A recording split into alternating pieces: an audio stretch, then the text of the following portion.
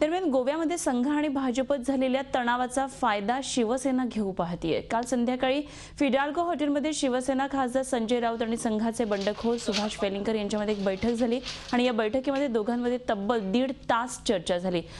काही वेळापूर्वी पणजीमध्ये राऊत यांच्या उपस्थितीमध्ये शिवसेनेच्या स्थानिक प्रमुख नेत्यांची सुद्धा त्यापूर्वी एक बैठक पार पडली आणि त्यामध्ये वेलिंगकर आणि त्यांचे बंड आणि शिवसेनेला गोव्याच्या राजकारणात शिरकाव करण्याची संधी या विषयावर प्रामुख्याने चर्चा झाली।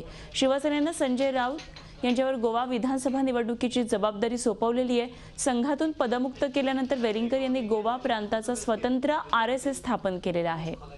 या बैठकीसंदर्भात शिवसेना खासदार संजय राऊत यांची प्रतिक्रिया आम्ही दूरध्वनीवरून जाणून घेतली। काय म्हटले आपण ऐकूया राऊत।